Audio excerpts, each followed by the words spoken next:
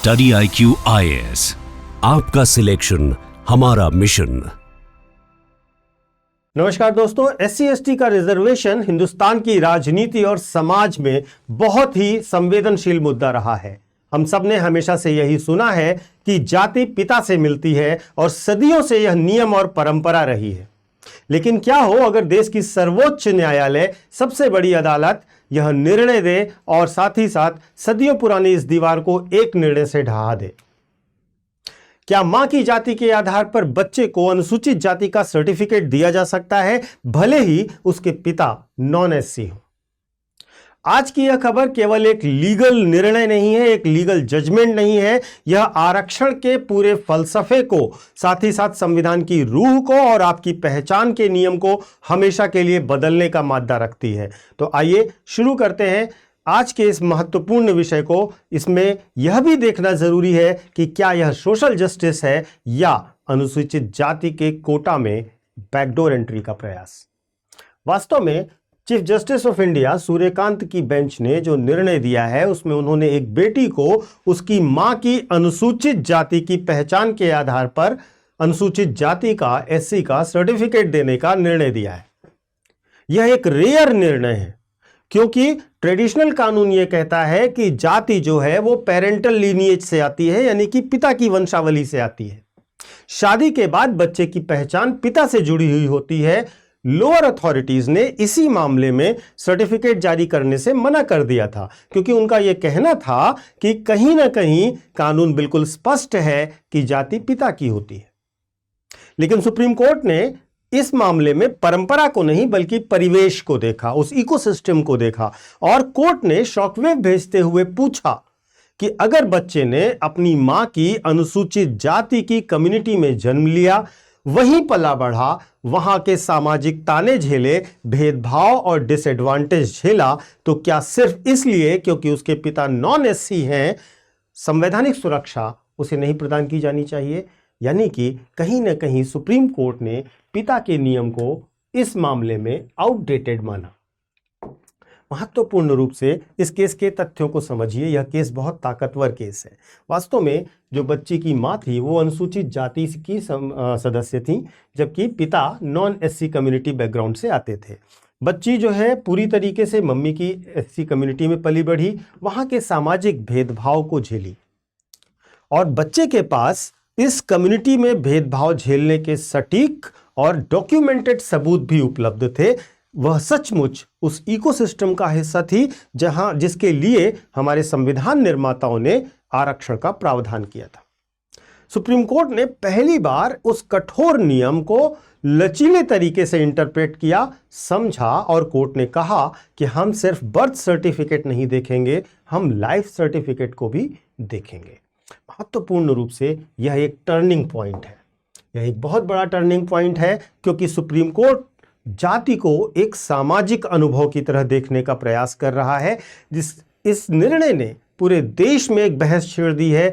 Chief justice of India justice Suryakant ने अपने इस निर्णय के पीछे 4 मजबूत पिलर्स बताए हैं। सबसे पहली चीज कि यह जो जाति है यह कोई बायोलॉजिकल विरासत नहीं है, बल्कि यह सोशल डिस्क्रिमिनेशन का पार्ट है। यह एक सामाजिक अनुभव है। अगर बच्चा उस सोशल डिसएडवांटेज को झेल रहा है, उसको जी रहा है, तो उससे जो सुरक्षा दी है हमारे संविधान ने, वह सुरक्षा पाना भी उसका हक है। दूसरी बड़ी बात, पिता की जाति मां की पहचान को मिटा नहीं सकती। ये दूसरा बड़ा पिलर है और दूसरा बहुत ध्यान देने वाला मुद्दा है कि कोर्ट ने महिला की पहचान को, वुमेन की आइडेंटिटी को और मातृत्व को, यानी कि मदरहुड को पहली बार इक्वल लीगल वेट दिया है। इसके पहले इसे इग्नोर किया जाता रहा है। कोर्ट ने कहा कि मां की आइडेंटिटी को भी लीगली इक्वल वेट दिया जाना चाहिए। इसके साथ साथ सोशल जस्टिस के मुद्दे पर भी बात करें तो आरक्षण का उद्देश्य क्या था? आरक्षण का उद्देश्य था लेवल प्लेइंग फील्ड क्रिएट करना सबके लिए और सोशल जस्टिस देना। आरक्षण सिर्फ रिजिड लीनिएज रूल्स को फॉलो करने के लिए नहीं बनाया गया था। यहां पर सुप्रीम कोर्ट ने अपने निर्णय को देते समय ध्यान रखा है 1960 के दशक का वीवी गिरी का मामला और साथ ही साथ रमेश भाई का मामला जो कि 2012 का है। इसको नजीर की तरह रेफर किया गया और सुप्रीम कोर्ट ने इस फैसले के द्वारा यह साबित किया कि कानून अंधा नहीं है। महत्वपूर्ण रूप से यह सिर्फ एक केस नहीं है, यह फैसला एक गेम चेंजर फैसला है। यह भारतीय न्यायपालिका का एक नया अध्याय बनने जा रहा है। सबसे पहली बार इस देश में क्या होने जा रहा है, मातृवंशीय परंपरा को मान्यता दी जा रही है। पहली बार मैटरनल जाति पहचान को पिता की पहचान के बराबर लीगल वजन दिया जा रहा है सुप्रीम कोर्ट के द्वारा। दूसरा, अगर हम देखें तो सामाजिक यथार्थ और सामाजिक और सरकारी नियमों में जो डिस्क्रिपेंसी थी, जो भेदभाव था, वह खत्म करने का प्रयास किया जा रहा है। सुप्रीम कोर्ट ने जाति निर्धारण को समाज में क्या हो रहा है और सरकार के नियम क्या कहते हैं, इन दोनों के बीच में एक सटीक बैलेंस बनाने के तौर पर देखा है। तीसरी बड़ी चीज यह है कि इंटरकास्ट मैरिजेस के लिए अब एक नई राह खुलेगी। अंतरजातीय विवाह या इंटरकास्ट मैरिजेस में अब परिवारों के लिए एक स्पष्ट और मानवीय रास्ता मिलेगा आरक्षण प्राप्त करने का, समाज में समानता प्राप्त करने का।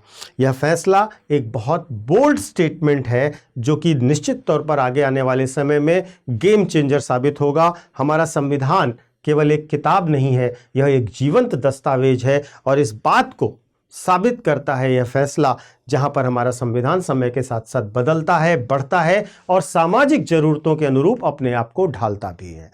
लेकिन इस मुद्दे के साथ कुछ विवाद भी हैं, कुछ चिंताएं भी हैं जिन पर हमारा ध्यान जाना जरूरी है। जैसे ही यह फैसला आया, विवाद शुरू हो गया कि क्या यह सही है या गलत है।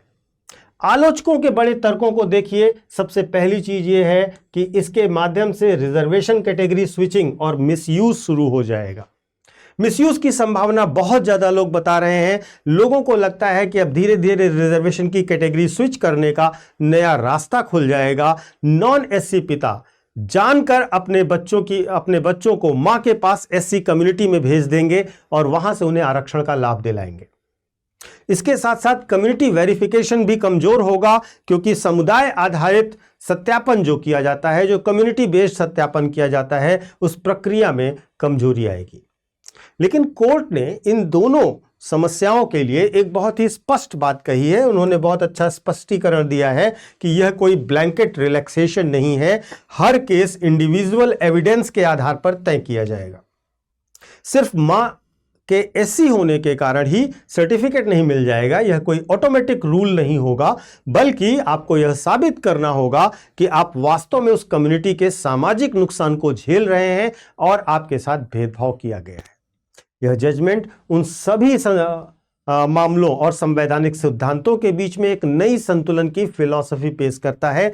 संवैधानिक नजरिए से अगर हम देखें तो अनुच्छेद 15 और 16 जहां पर अफर्मेटिव एक्शंस की बात की गई है, जो कि आरक्षण के मामले में भी लागू होते हैं, अब उनके लिए नई इंटरप्रिटेशंस आएंगी, नए इंक्लूजन्स आएंगे। इसके साथ साथ जो अनुसूचित जाति की लिस्ट है, जो लीगल चैलेंज है, वह भी बढ़ेगा क्योंकि 341 अनुच्छेद 341 के अंतर्गत एससी के लिस्ट के निर्धारण में अब नए एडिशंस और नई समस्याएं क्रिएट होना शुरू होंगी।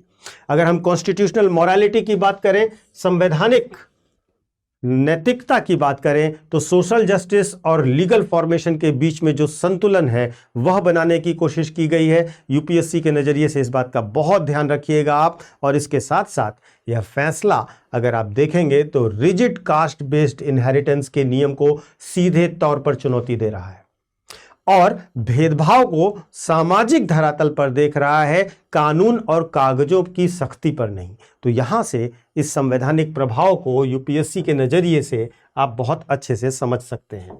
पॉलिटी के लिए यह बहुत महत्वपूर्ण पोर्शन होगा। आगे की राह की बात करें तो इससे 2-3 चीजें तो बहुत क्लियर समझ में आएंगी। सबसे पहली चीज, अब राज्यों को नई गाइडलाइंस जारी करनी पड़ेंगी वेरिफिकेशन के लिए,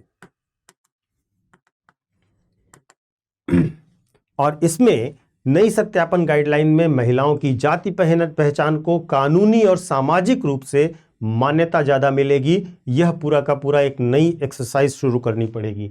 इसके साथ साथ भविष्य में मुकदमों का अंबार लग सकता है, नए केसेस की बाढ़ आ सकती है, क्योंकि यह रास्ता बिल्कुल नया है और यहाँ पर बहुत सारे लोग अब रिजर्वेशन का लाभ लेने के लिए इस निर्णय को रेफर करेंगे। इसके साथ साथ आरक्षण का जो न्यायशास्त्र है, जो रिजर्वेशन ज्यूरिस्प्रूडेंस है, उसमें एक बहुत बड़ा चेंज होने जा रहा है। वह चेंज है मैटरनल लीनिएज की पहचान का। मातृवंशीय परंपरा का एक नया अध्याय न्यायपालिका द्वारा अब खोला गया है, जो कि महिलाओं को जेंडर इक्वालिटी देने के लिए एक बड़ा मुद्दा हो सकता है। और साथ ही साथ आपको यह समझना चाहिए कि इससे हम इस पूरे केस से, इस पूरे निर्णय से हम क्या निष्कर्ष निकाल सकते हैं। तो की पॉइंट्स क्या हैं जो हमें समझने चाहिए, की टेक अवेज क्या हैं। पहली चीज, आरक्षण के लिए सोशल एक्सपीरियंस मैटर करेगा, सामाजिक अनुभव मैटर करेंगे। यह पहला बड़ा मुद्दा है जो सुप्रीम कोर्ट ने टारगेट किया है। दूसरी बड़ी चीज है कि मैटरनल रिकॉग्निशन प्राप्त हुई है। तीसरी चीज, कोर्ट ने स्पष्ट किया है कि यह केस बाय केस अप्रोच होगा, यह केस टू केस देखेगा कोर्ट, यह कोई सबके लिए एक जैसा नियम नहीं बनाया गया है।